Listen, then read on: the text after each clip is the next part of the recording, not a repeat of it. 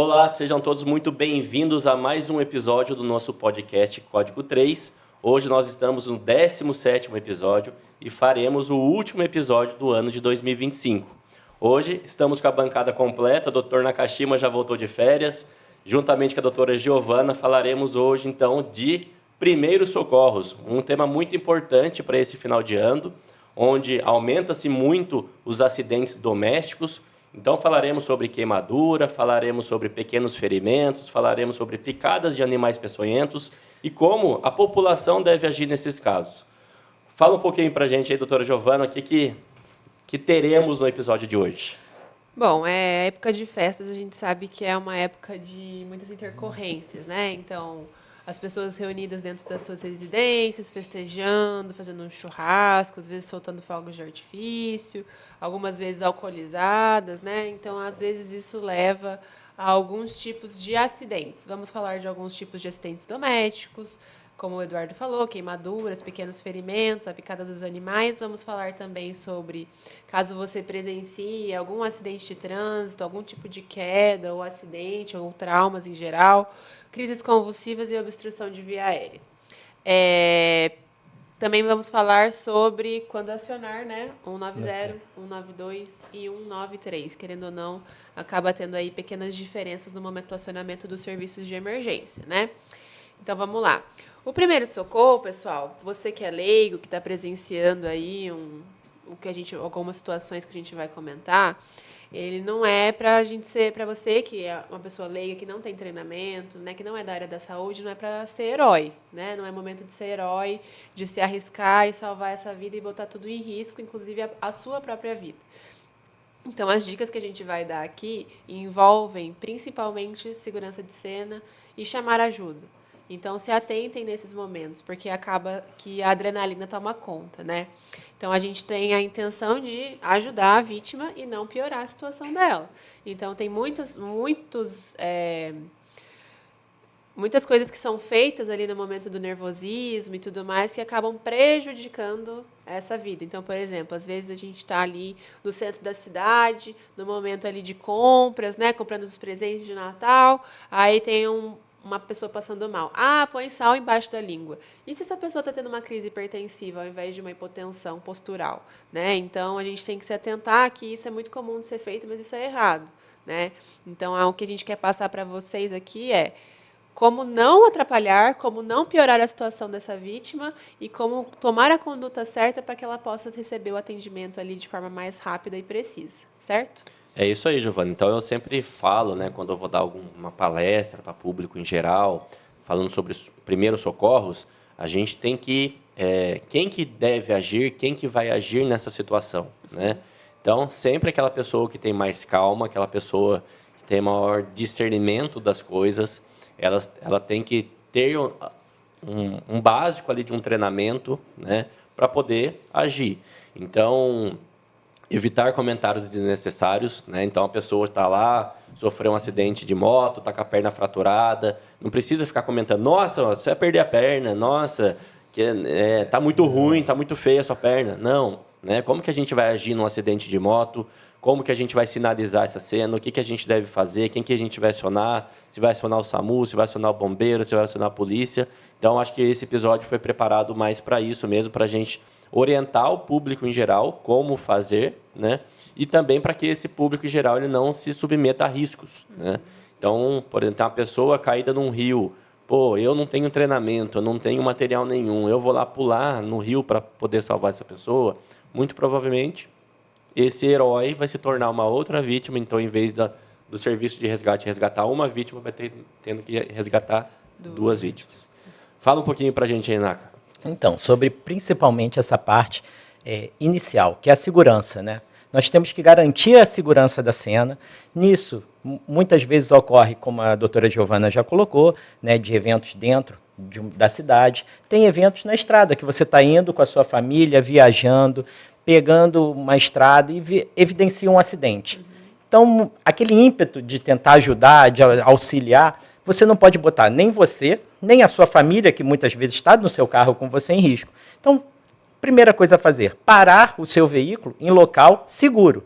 Então, você está garantindo a sua segurança, a segurança da sua família, e aí sim começar os procedimentos de solicitar ajuda, sinalizar, e toda essa sinalização deve ser de forma adequada. Então, assim, não sinalizar muito perto do acidente, olhar se tem uma curva próxima, mas às vezes é mais interessante você ultrapassar essa curva, não ver mais o acidente, mas já começar a sinalizar. Nisso você deixa de ser vítima e deixa de criar novas vítimas. O acidente já ocorreu.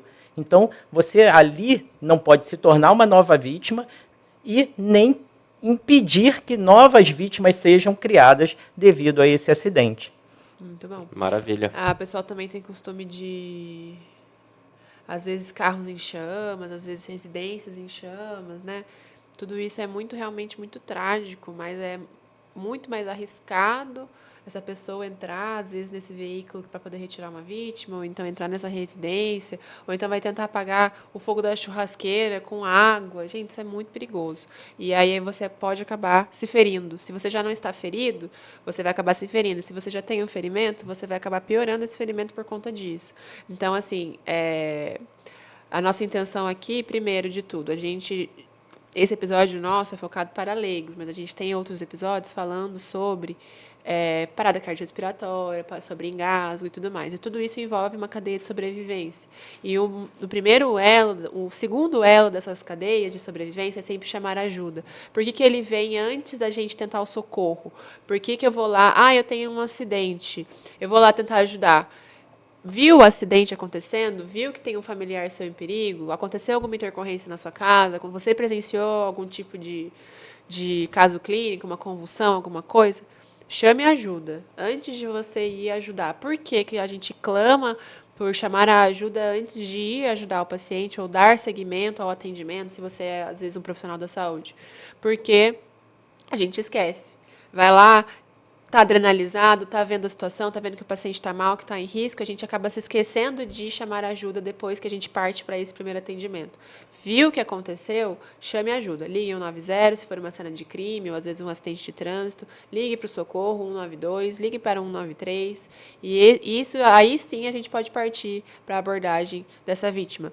E tudo isso pensando em cenas que estamos aí desamparados de equipamentos, estamos como transeuntes, como populares e para leigos.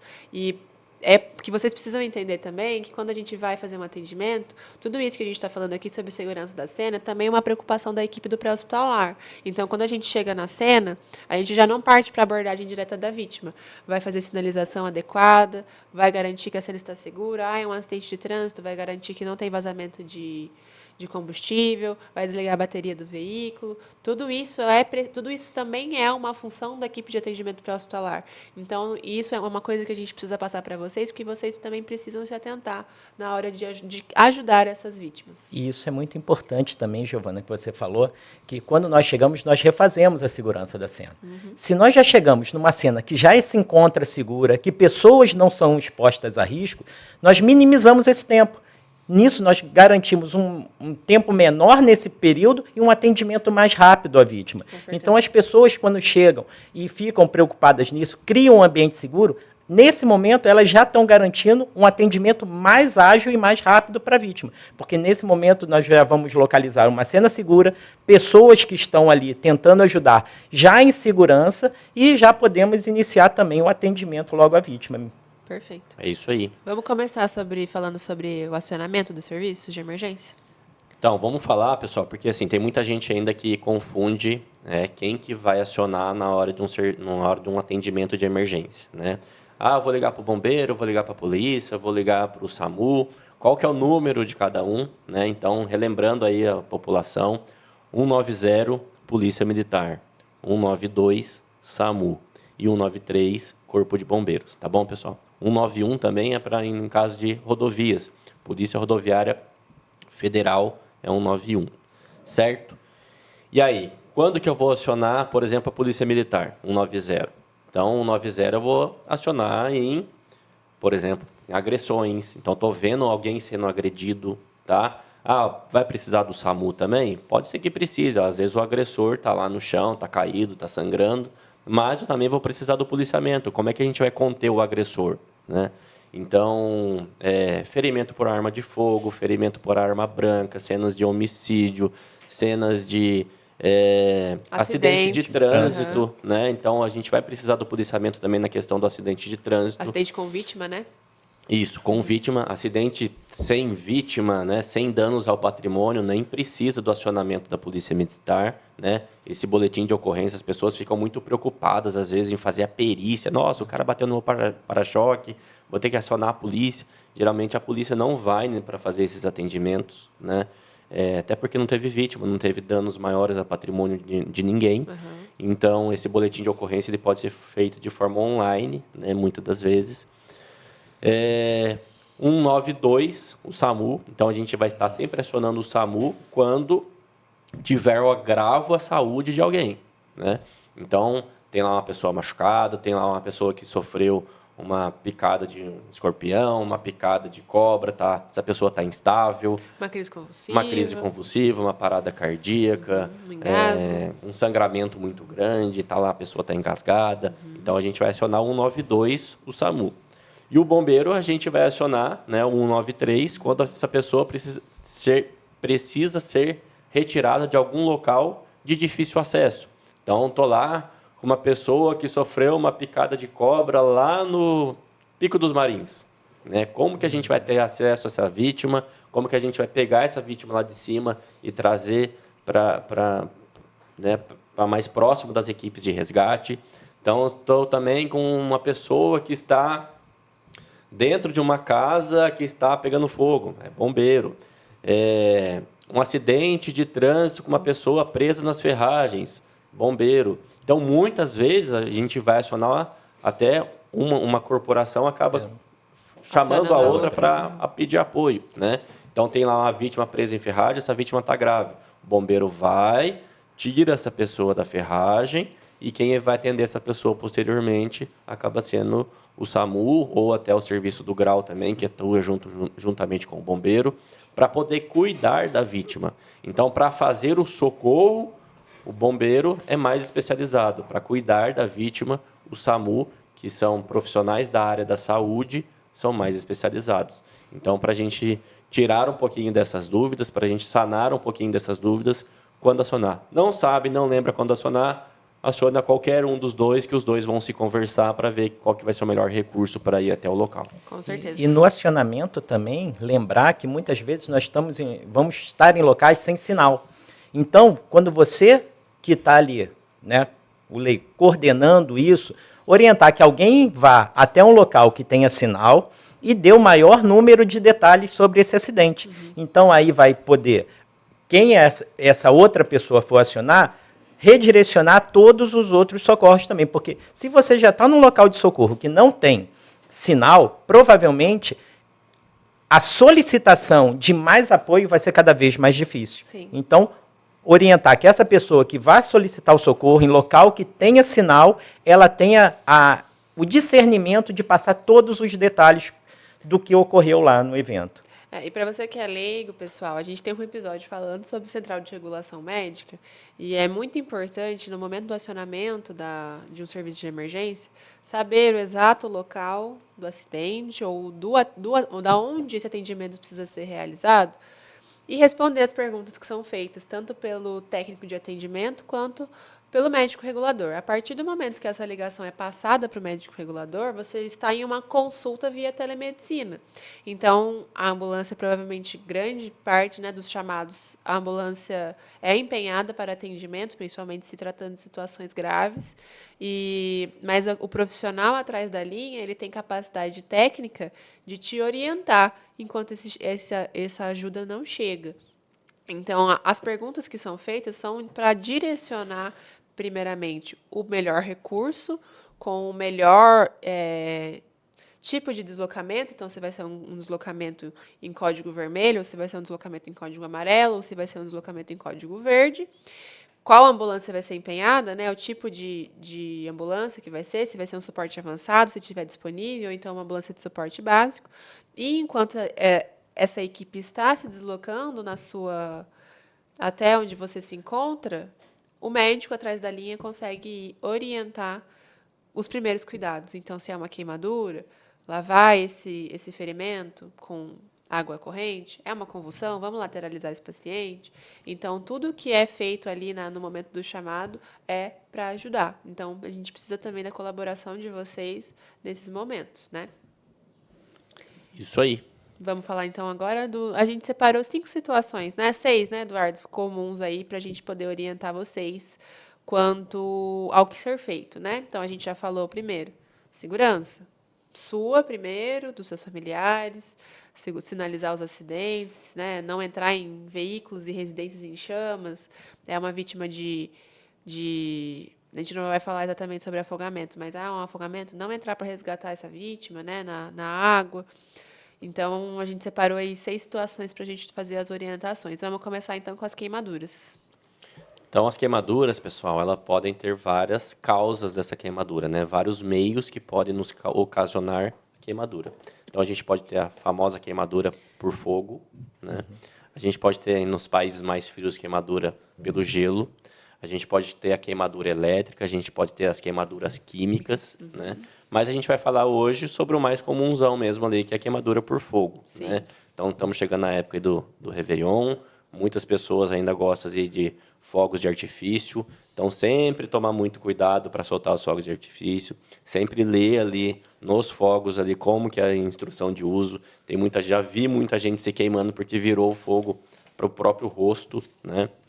Então, o ideal é a gente nunca ficar segurando os fogos de artifício para poder soltar. Sempre a gente colocar numa base estável, sólida, né? Sempre apoiada ali com um tijolo, um bloco, alguma coisa, para que ele não vire na hora do acionamento, para a gente poder se proteger ao máximo. E falando sobre fogos de artifício, Eduardo, a gente colocou eles aqui na queimadura, mas alguns explodem, né? Então, o problema não é nem a queimadura, e sim a amputação traumática, né? Isso aí. Então, vai queimar? A queimadura vai sarar. Mas se explodir, vai perder uma mão, um dedo, 2 dedos, né? Às vezes da mão funcional da gente. Então, assim, muito arriscado mesmo, né? E o ideal é não soltar fogos, né? O O ideal é começar. você não soltar fogos. Para começar, o ideal é não soltar fogos, Isso. mas... Já deixa de ser uma vítima. É isso aí. Com certeza. A melhor prevenção é não fazer. Não né? fazer. E também temos que tomar cuidado aí com as churrasqueiras. É muito comum nessa época agora os churrascos familiares, o churrasco entre os amigos. Acender lá a churrasqueira com álcool, né? Isso. Cuidado com o tipo de álcool que você está usando. Evitar usar álcool de posto, evitar usar gasolina, né? São produtos totalmente inflamáveis e explosivos na hora ali.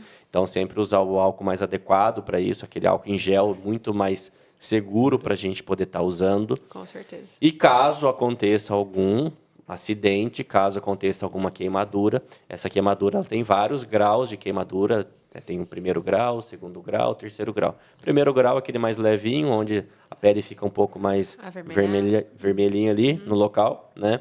2º grau já vai ter uma pele vermelha, também com formação de bolhas. E 3º grau a gente vai ter perda de tecido, né? Vai ter perda de musculatura, perda de tecido da epiderme. E como que a gente vai agir nesse caso, né? Então, o principal, pessoal, é desmistificar algumas coisas. Muita gente, no caso de uma queimadura, quer colocar pasta de dente no local, quer colocar pó de café no local. E isso, pessoal, só vai atrapalhar o atendimento dessa pessoa queimada. Não vai melhorar em nada a queimadura e vai piorar, porque vai chegar no hospital ou no serviço de resgate, vai ter que tirar tudo aquilo lá que foi colocado na queimadura e vai ter que remover toda aquela substância, às vezes com bucha para esfregar, inclusive um ferimento já, então a gente vai ter que esfregar um ferimento doloroso. Então, pessoal, teve a queimadura, não precisa colocar nada. O que a gente precisa fazer? Colocar esse membro, essa pele, numa água corrente, né? Então a gente coloca, por exemplo, teve uma queimadura na mão, coloca a mão embaixo da torneira, tá? Deixa ali aquela água resfriando aquele local, que aquele local ficou quente. Se a gente não resfriar, continua acontecendo a queimadura ali no tecido subcutâneo. E também para tirar o produto, né? Às vezes é com óleo quente. Às vezes é um óleo quente. Então a água corrente vai estar tirando aquele óleo dali, evitando com que aquele óleo continue queimando, né? Então, o principal na queimadura, pessoal, então é tomar cuidado com a segurança da cena, primeiramente, acionar o serviço de emergência se essa queimadura foi muito grave. Lógico que não precisa acionar o serviço de emergência, que eu queimei o dedo com fósforo, né? Queimei só a pontinha do dedo ali com um pouco de fogo. Mas pegou no corpo, pegou na face, a gente tem que acionar o serviço de emergência, né? E tá lavando. É na face? Vamos lavar a face, né? Pega ali um esguicho, uma mangueira, vamos lavar a face dessa pessoa para resfriar a face, para a gente conseguir ajudar essa pessoa. A retirada de roupas também. Sim. E adornos. Queimou a mão. Você queimou a mão, retira os adornos. Anéis, pulseira, tudo que você puder retirar naquele momento, porque aquilo vai edemaciar. Sim. Então vai ser um maior problema lá para frente. Então, isso aí que o Eduardo falou. Água corrente, não é água gelada, não é botar gelo, senão daqui a pouco você está causando a lesão térmica, a queimadura térmica. E isso tudo, a importância de você ter a calma e a tranquilidade. Mas como você vai ter isso? Ouvindo o episódio, estudando, sabendo o que fazer. Quando você sabe o que fazer, o desespero diminui, porque você já ouviu como fazer e sabe como fazer. Então, água corrente, nada de gelo, nada de misturas caseiras para isso, e principalmente aquilo que a gente falou, a prevenção, né? Agora, nessa época, principalmente de férias escolares, muita queimadura também por líquido aquecido. Então, vai cozinhar, as crianças estão em casa, a parte da panela ali, da alça da panela, para dentro do fogão, para evitar que as crianças venham a puxar. Então, isso tudo é grande importância e, assim, toda vez a gente bate no mesmo ponto, mas é importante falar toda vez isso e ficar atento para isso. Sim, com certeza.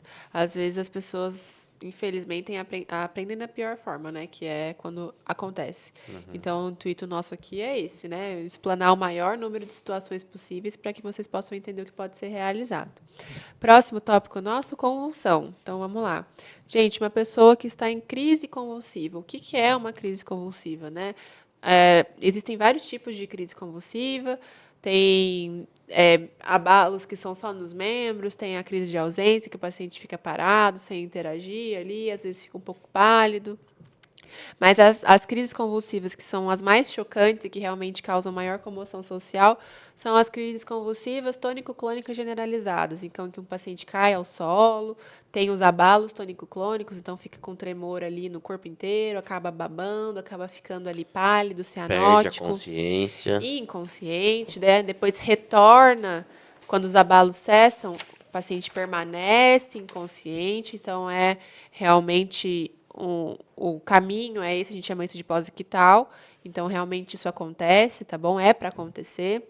Então isso às vezes é uma pessoa que nunca teve uma crise convulsiva, ou às vezes é uma crise convulsiva em via pública, dentro do estabelecimento, às vezes é uma queda que o paciente acaba evoluindo com crise convulsiva, então às vezes assusta bastante, né? Primeiras coisas a serem feitas, então, garantir a segurança da cena, chamar ajuda, certo? Acionar um serviço de emergência, lateralizar esse paciente, né? Então, se ele está ali em decúbito, está com a barriga para cima ou então de barriga para baixo, a gente precisa deixar esse paciente de lado. Por quê? Para que possa sair ali a saliva da boca dele, de maneira a gente tentar desobstruir essa via aérea, porque ele baba bastante, né? Perde todo o controle ali esfincteriano, de deglutição, perde a consciência, acaba se urinando, mas aí a saliva acaba obstruindo a via aérea além da língua. Então, a gente lateraliza ele para essa secreção sair e a gente não coloca a mão, nem nenhum objeto estranho dentro da boca desse paciente para tentar tirar. Às vezes, a gente está presenciando ali que o paciente está mordendo a língua e está sangrando, ai meu Deus, está machucando, tal, não sei o quê. Mas aquilo ali vai ser mínimo perto do dano que você pode causar colocando a sua mão. Ele pode te morder ali, causar um ferimento maior. Ou então, às vezes, um objeto a gente pode acabar ferindo ainda mais o paciente, né? Isso aí. Quebrando um dente, alguma coisa nesse sentido. Então, lateralizem o paciente. A gente tem a famosa posição de segurança, né? Que é com a própria mão do paciente embaixo da cabeça. Então, a gente lateraliza, protege a cabeça para não ficar batendo no chão ou em alguma superfície rígida ali que possa machucar o paciente, lateraliza no intuito de liberar essa via aérea dele e não coloca nada na boca dele, né? Isso aí. E mais algumas coisas que a gente tem que desmistificar também, né? Tem muitas crenças populares. Então, pessoal, a pessoa quando ela está acordada e está tremendo, essa pessoa está conversando, está com tremor generalizado, ela não está convulsionando, né? Então, a gente, às vezes, é acionado para muitos casos de uma crise de ansiedade que os leigos entendem ser uma convulsão, porque a pessoa está inteira tremendo. Então, se ela está conversando, se ela está respondendo a comandos, se ela está em pé, deambulando, e está toda tremendo, ela não está convulsionando, né? Provavelmente, ela está ali com uma crise de ansiedade, né? Uma outra coisa sobre o enrolar da língua. A língua do ser humano, pessoal, ela não enrola, né? A gente não é aquele camaleão que fica enrolando língua, né? Não é lagartixa, tá?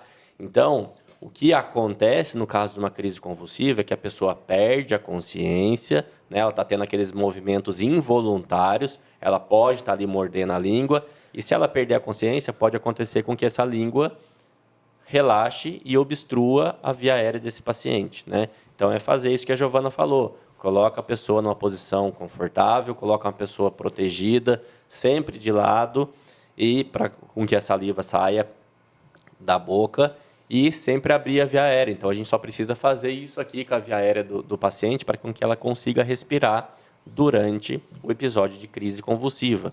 E lembrar que a grande maioria, mais de 90% dos episódios de crise convulsivas, eles são rápidos. Duram ali mais ou menos 30 segundos, 1 minuto, 1 minuto e meio, né? Então, quem vai fazer o resgate dessa crise convulsiva, geralmente não é o serviço de saúde, porque não vai dar tempo, nem às vezes nem de ligar, e já vai cessar essa crise convulsiva. Então, quem vai fazer o resgate é quem está presenciando a crise convulsiva, né?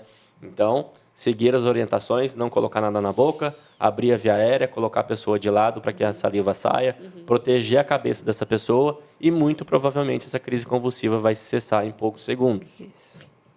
E colocar também, criar um ambiente seguro para essa vítima.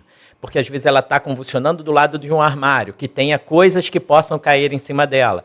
Cria esse ambiente seguro, afaste as coisas dela. Não precisa conter, às vezes, a pessoa, mas você criar um ambiente seguro para que não haja mais lesão, né? Sim. Então, o que fazer e o que não fazer, né? São coisas importantes. Não ofertar líquidos, como a Giovana já havia falado anteriormente, esse paciente está inconsciente, como o doutor Eduardo falou. Ele está ali numa crise tônico-clônica, né? Nos tremores, no abalo inconsciente, aí a pessoa vai lá e vou dar alguma coisa para ela beber.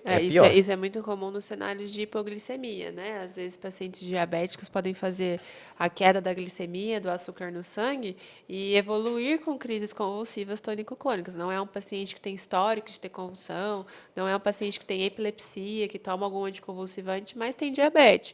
E no momento da hipoglicemia pode apresentar uma crise convulsiva. Paciente, lembrando, hipoglicemia, dependendo do valor, torna o paciente inconsciente. Por mais que ele não esteja convulsionando, ou se ele evoluir com uma crise convulsiva, já não é mais hora de ofertar açúcar ou qualquer tipo de alimento para esse paciente. Põe um açúcar embaixo da língua. Gente, não é mais hora. O paciente não tem reflexo de nada mais, não consegue deglutir, se está convulsionando, não tem nenhuma incursão respiratória, né, um movimento respiratório eficiente. Então, não é hora. O que vai acontecer? Qual é o que vai acontecer? Não. Qual é o grande risco da gente fazer esse movimento? O paciente broncoaspirar, né? A secreção ela vai para o buraco errado. O paciente vai acabar aspirando isso para a via aérea dele. E é uma coisa que a gente não deve fazer, com toda certeza, tá?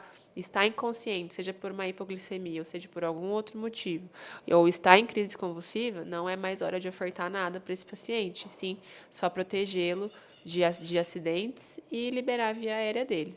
Isso aí. E é comum, pessoal, depois de uma crise convulsiva, né, aquilo que a Giovana já comentou um pouco, então ter liberação esfincteriana, né? Então é comum o paciente fazer xixi na roupa, é comum o paciente defecar na roupa, e é comum depois de um quadro de crise convulsiva esse paciente ele ficar mais letárgico. Sim. Esse paciente ele vai ficar sonolento, ele vai ficar confuso, ele não vai conseguir às vezes reconhecer o familiar dele, não se lembra do que aconteceu. Não se lembra do que aconteceu, ele não consegue obedecer a comandos logo em seguida depois de uma crise convulsiva, né? Nesse caso, você já havia chamado socorro, né? Deixa o paciente na posição confortável, fique monitorando a respiração desse paciente para ver se ele está respirando bem e é só aguardar o socorro chegar para poder remover esse paciente. E cria um ambiente tranquilo, né? Aquilo Isso que você aí. falou lá no princípio. Se Nada ficar de aquela ficar- gritaria, é, imagina nada de- você acordar de repente num ambiente todo mundo gritando, né? Verdade. Ô, Naka, fala pra gente então aí acidentes de trânsito e quedas.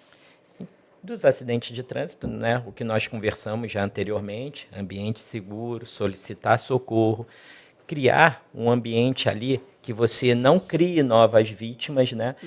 No evento de quedas, se o paciente está desperto, está respirando, e ele está em local seguro, manter ele em local seguro e solicitar a ajuda necessária, sabendo, caiu de um telhado, está em cima de um telhado. Solicitar apoio do bombeiro junto com o apoio do SAMU. Perfeito. Né?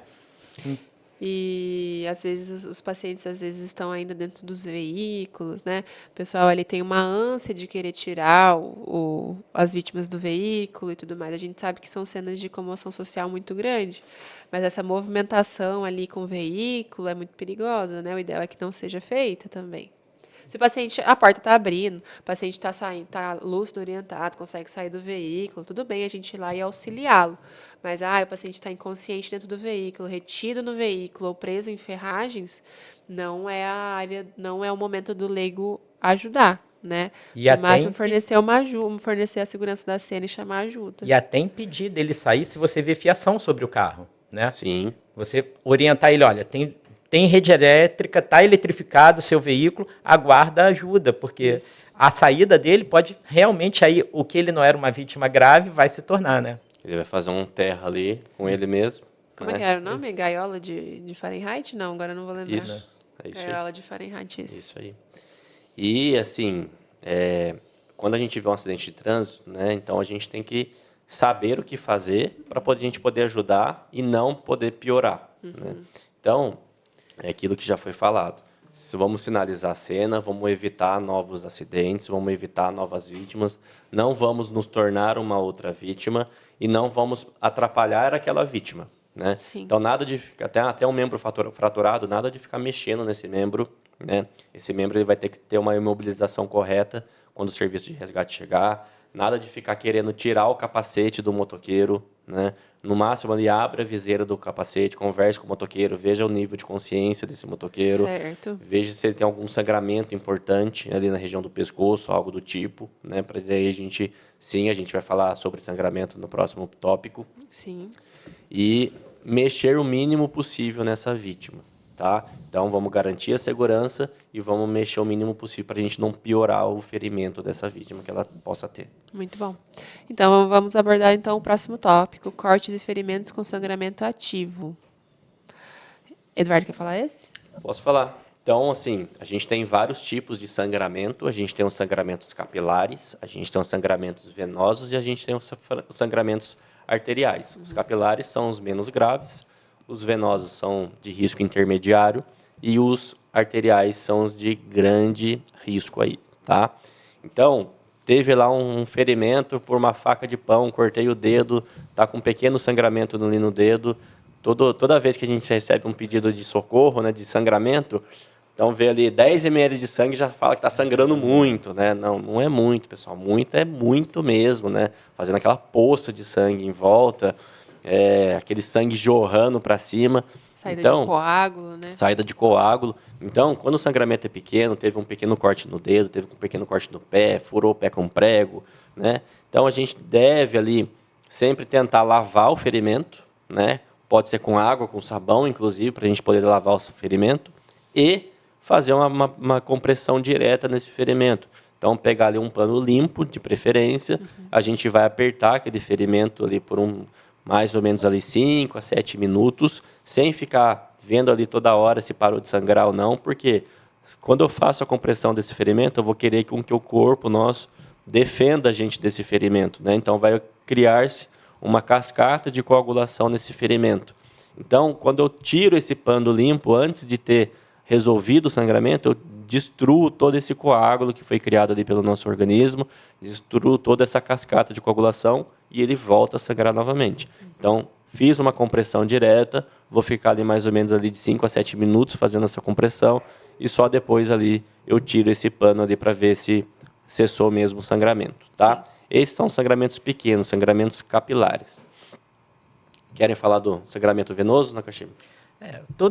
Como sangramento venoso também, como capilar, é compressão. Perfeito. Eu acho que, primeiro de tudo, a gente lembrar na biossegurança. Se você vai fazer isso para alguém, você tem que estar protegido. Ou você orienta essa pessoa a fazer nela mesma a compressão. Então, colocar ali, isso que o Eduardo falou exatamente, não ficar toda hora abrindo, é como se alguém estivesse trabalhando, o seu sistema de coagulação está trabalhando e toda hora você está perguntando, e aí, como é que está? E aí, como é que está? Quando você comprime e deixa o sistema de coagulação trabalhar, comprime aquilo e mantém ele preso durante o tempo aí de 7, 10 minutos, sem ficar abrindo toda hora. E a outra importância também que a gente tem que ter é o acionamento do socorro. Aí você já viu que está um sangramento um pouco maior, não é aquele sangramento simples, né? Então, você tentar criar um ambiente. Eu estava até conversando com a Giovana, que eu estava vendo um comercial aí fora, que é menos falação e mais compressão, né? Sim. Então, assim, ao invés de ficar aquela gritaria porque alguém sangrou, vai lá, comprime, mantenha aquilo comprimido, que você vai conseguir fazer esse sangramento parar ou diminuir. E, gente, isso é uma conduta, inclusive do serviço de emergência. Então, alguns ferimentos que nós chegamos na cena e avaliamos, eles são tratados com compressão direta por nós, profissionais. Então, assim, o momento que a gente falou sobre central de regulação, vai fazer o acionamento do 92, vai falar com o médico regulador, você já está sendo atendido por um profissional médico, por um profissional treinado. Provavelmente essa orientação da compressão direta vai vir do serviço de emergência. Então, assim, é uma conduta ativa, inclusive nossa, né, dos profissionais. Então, vamos chegar nesse ferimento, é um ferimento por faca ali, a faca caiu no pé, às vezes causou ali uma perfuração, um ferimento perfurante, importante, com sangramento ativo, a gente vai comprimir esse ferimento ali por esse tempo estimado, para poder avaliar ali se esse paciente tem condições hemodinâmicas ou então se a gente vai precisar partir. Aí avaliou ali, viu que não é bem um sangramento venoso, pode ser um sangramento arterial. Poxa, será que eu consigo continuar comprimindo esse vaso? Ou eu posso partir para a aplicação de um torniquete, né? Hoje em dia, o torniquete ele é muito popularizado, né? Então, às vezes ele acaba sendo super aplicado, né? Em momentos que às vezes não precisa, os pacientes ali, as pessoas, os profissionais acabam pulando esse momento da compressão direta, porque às vezes chega no local, vê que sangrou bastante e tudo mais, às vezes acaba se emocionando ali, né, e passa para a aplicação direta do torniquete. Mas um exemplo é policiais, às vezes a maioria, principalmente os que trabalham na força tática, eles andam com torniquetes, né, baleados e esfaqueados, às vezes precisam da aplicação de um torniquete pelo sangramento ser arterial. Qual que é a diferença do sangramento arterial para o sangramento venoso?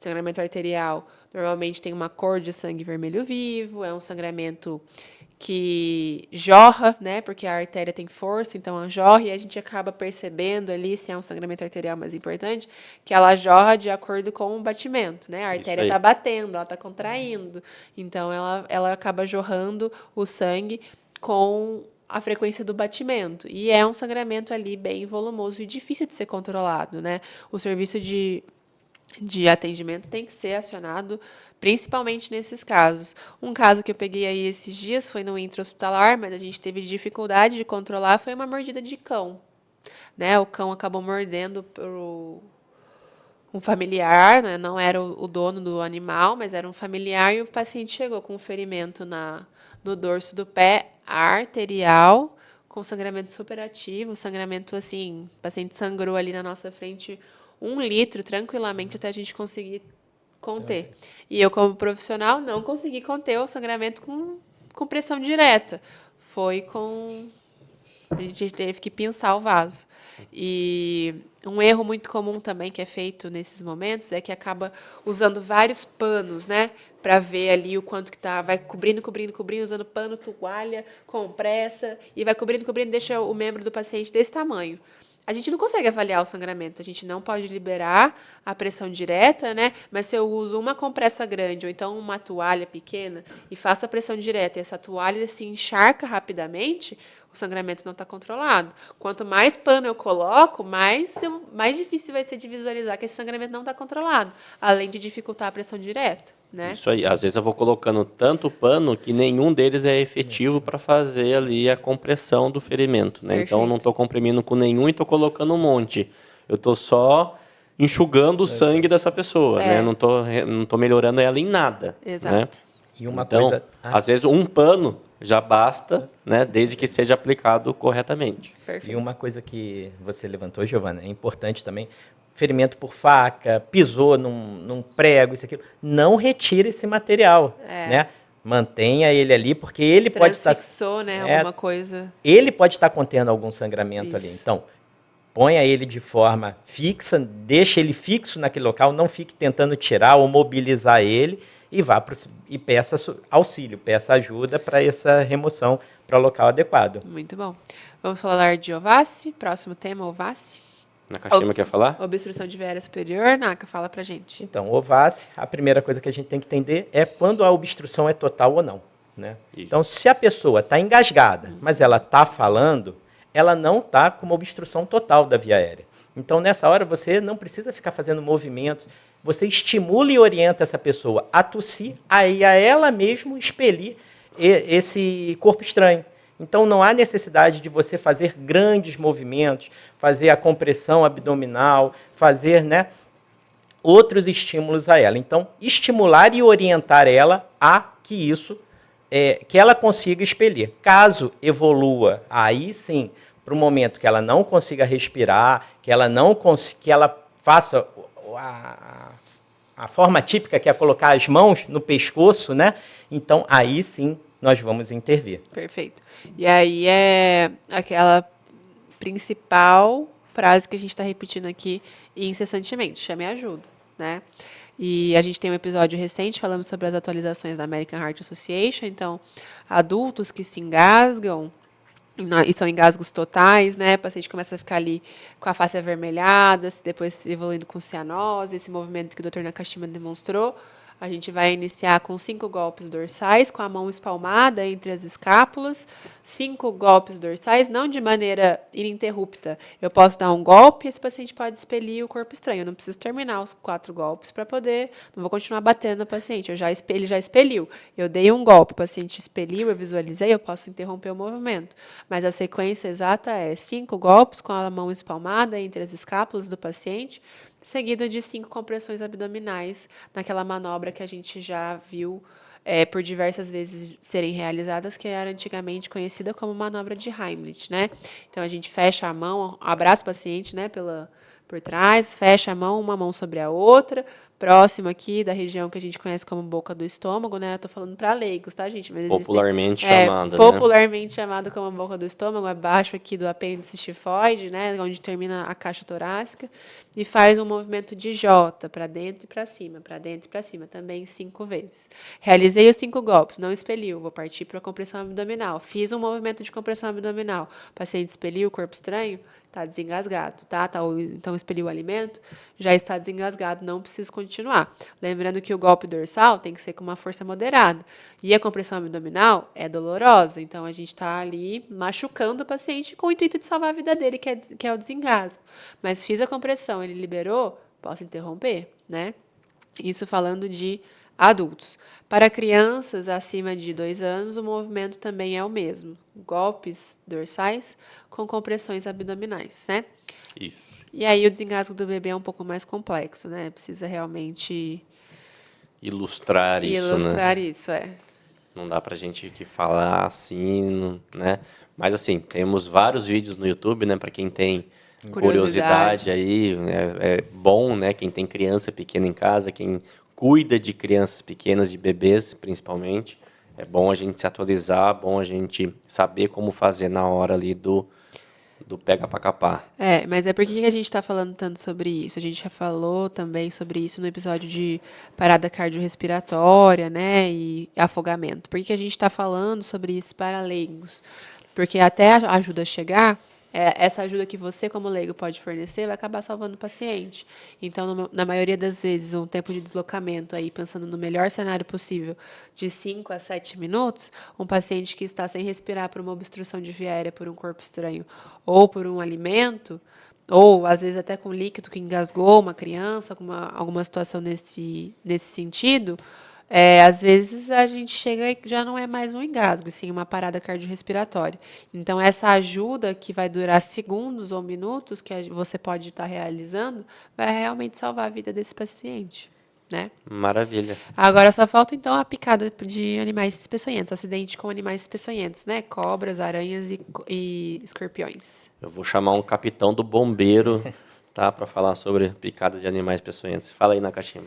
Então, animais peçonhentos. O mais importante é o que não fazer, é o desmistificar, né? Não há necessidade de colocar torniquete no membro, não há necessidade de aspirar a lesão desse paciente. Então, são coisas que nós ouvimos regularmente as pessoas fazendo, elas querem fazer alguma coisa. Então, Querem assim, ajudar, né? De alguma querem forma. ajudar. Então, que saibam ajudar, saibam pedir ajuda, saibam localizar. Até como o Eduardo mesmo me mostrou exatamente, tem locais onde você vai ter os soros, né, todo o material e o pessoal necessário para tratar esse evento. Então, isso é o mais importante. O que não fazer? Né?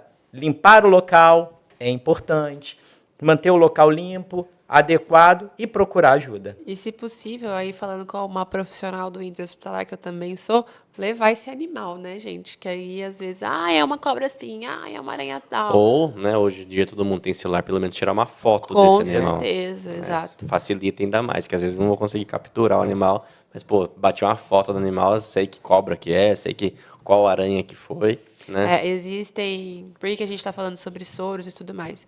Existe soro antiaracnídeo, existe soro antiescorpiônico, principalmente para acidentes com escorpião em crianças, que pode ser fatal. Então, a criança tem até 2 horas para receber o soro antiescorpiônico. O soro antiaracnídeo, ele estabiliza o veneno da aranha, mas no intuito de diminuir a dor. As picadas de aranha e escorpião em adultos, elas não tendem a ser fatais, mas causam muita dor. Então, o escorpião a gente ainda consegue controlar com analgesia, anestesia e tudo mais. Agora, soro antiaracnídeo, dependendo da aranha, causa muita dor. E a gente só vai conseguir estabilizar esse veneno com o soro. E agora, pensando em acidentes com cobra, a gente tem 2 tipos de soro, né? Principalmente aqui na nossa região. Existem diversas cobras e diversos tipos de soros. Mas, principalmente aqui na nossa região, a gente tem as cascavéis e as jararacas, né? Então, são os soros principais que a gente tem. E saber se é uma jararaca e saber se é uma cascavel vai dizer muito sobre o prognóstico desse paciente. Porque se não for aplicado o soro correto, esse paciente pode evoluir aí muito mal, né? Isso. Lembrar também, né, pessoal, que nem todo paciente que foi picado vai precisar necessariamente aí receber o soro, né? Sim. Mas quem que vai avaliar isso? A gente vai avaliar isso num serviço de emergência, no pronto-socorro, né? Perfeito. Então, lembrar muito bem, principalmente cidades de interior, né? Quais hospitais que a gente deve levar o paciente picado? Às vezes a pessoa tem um convênio de saúde que quer levar para o hospital particular, mas nem sempre o hospital particular ele recebe do governo o soro, né, para animais peçonhentos. Então, o ideal, no caso de picada de animais peçonhentos, é a gente levar para o pronto-socorro mesmo da cidade. Sim. Né? Porque o pronto-socorro, geralmente ele vai ter o soro. Para quem é do estado de São Paulo, para quem tem curiosidade, no site da Vigilância Sanitária do estado de São Paulo, eles têm um mapa nos dizendo onde, né, em cada cidade, onde está localizado os soros, quais tipos de soros tem em cada cidade, para nos orientar aí para aonde a gente vai procurar o socorro ali. Lembrando certo? que esses soros eles são fornecidos pelo Instituto Butantan, então realmente eles vão estar disponíveis aí na maioria das vezes nos serviços públicos. E isso também se aplica às mordidas de cão e gato, né? Tô viajando lá para outra cidade, levei uma mordida de um cão. Só de você estar fora da sua cidade, isso significa que esse animal não é passível de observação. Então, também, às vezes, vai precisar passar num atendimento aí, tirando a questão do ferimento em si, como eu mencionei anteriormente, né? O paciente tinha uma lesão arterial por uma mordida de cachorro, mas era um cachorro da família. Se você é um cachorro ou um gato que não é passível de ser observado, também aí já é um critério elegível para você receber vacina antirrábica ou soro antirrábico, né? Dependendo do local da mordida. Então, isso também se aplica aos animais domésticos. E também morcego, tá, pessoal? Morcego é um grande transmissor da raiva, né? Então, o morcego não necessariamente precisa nos morder, né? para a gente fazer a profilaxia contra a raiva. Lambedura de morcego e contato com o morcego. A gente está andando, o morcego veio, bateu na gente, fez um arranhão na gente. A gente precisa receber a profilaxia da raiva. Obrigatoriamente nesses casos, né? Não tem opção de observar o morcego, não. Não tem nem como, né? Observar ou capturar o morcego. E nós falamos aqui dos tratamentos, mas também lembrando a todos, nessa época de férias, da prevenção. Crianças, evitar que elas fiquem em local de mata, sem uma supervisão adequada. Se você vai para uma zona rural, tirou o sapato, vai colocar um sapato, confere se não tem nada nesse sapato ali, se não tem uma aranha. Quantas e quantas vídeos a gente encontra por aí, pessoas batendo a bota e tendo uma cobra dentro dela. Então, Com certeza. Também vamos lá na prevenção, não esquecer dela. Muito bom. Isso aí. E se cuidar, né, pessoal? A gente está falando aqui sobre como ajudar, né? Mas a gente também tem que ter limites, né, na ajuda. Então, esses dias, essa semana, eu vi até um vídeo, acho que foi um acidente em outro estado, não foi no estado de São Paulo. Córrego? Não, um caminhão-tanque tombado e um monte de gente em volta do caminhão-tanque. O que aconteceu? Explodiu o caminhão-tanque, né? Então, pessoal, o perigo já está ali, eu vou me aproximar do perigo, então eu já estou colocando minha vida em risco, né? Então, se cuidar, não querer dar uma de herói, não querer salvar todo mundo. Às vezes, a melhor ajuda nossa é a gente ver o que está acontecendo e pedir o socorro mais adequado para aquele tipo de acidente. E teve o episódio de vocês também sobre afogamento, maravilhoso, eu acho que vale todo mundo assistir, é de grande importância. E lembrar, assim, volta à prevenção.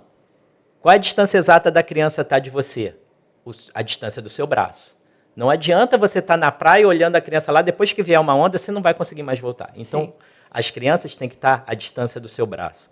A outra coisa, não dá de herói, exatamente. Você não tem como ir lá e tirar a pessoa da água, oferece flutuação para ela. Muitas vezes você vai encontrar coisas que flutuem, joga para essa pessoa. Querendo ou não, você vai dar tempo de flutuabilidade para ela. Então, você vai garantir um maior tempo para que o socorro adequado chegue e você não se arrisque. Então, você salvou aquela vida nessa atitude. Então, assim, isso é grande importância. Principalmente nessa época de férias, esse episódio que vocês fizeram sobre afogamento, ele tem que ser visto por todos. Realmente ficou muito bacana e muito completo.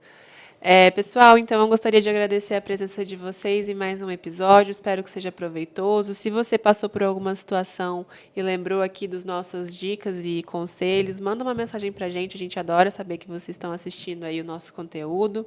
Gostaria de agradecer pela presença do Dr. Eduardo, do Dr. Márcio Nakashima. Não deixe de se inscrever no nosso canal, deixe um like, um comentário, nos siga nas redes sociais, @Código 3 Podcast no Instagram, e também estamos no Spotify. Esse episódio está sendo lançado simultaneamente com áudio e vídeo disponível no Spotify Código 3 Podcast. Muito obrigada pela presença, muito obrigada pela audiência nesse ano de 2025. 2026 nós estaremos trazendo muitas novidades para vocês e esperamos vocês lá. É isso aí, pessoal. Eu gostaria de agradecer muito a audiência aí nesse primeiro ano nosso de Código 3, né? Começamos aí esse trabalho, começamos esse projeto, nós três, né, em 2025. Um ano foi desafiador, mas eu acho que com muito aprendizado. Para você que gosta, para você que está na área, para você que quer se ingressar na área, acompanhe o Código 3. Né? Temos aí já 17 episódios gravados em 2025, ou seja, tem muito conteúdo, tem muita coisa boa, tem muita matéria, inclusive para estudos, né, para você que está na faculdade, então num curso profissionalizante para técnico de enfermagem, tem muita coisa legal, né? Então, gostaria de agradecer aos meus dois colegas por esse ano todo juntos aqui, né, participando em vários episódios, e ano que vem estaremos presentes novamente. E lembrar que salvar vidas não é só atitude, é espalhar informação. Então, a cada vez que você compartilha um vídeo, a cada vez que você indica esse vídeo para alguém, você está salvando vidas. Com certeza. É isso, pessoal. Muito obrigado e até o ano que vem.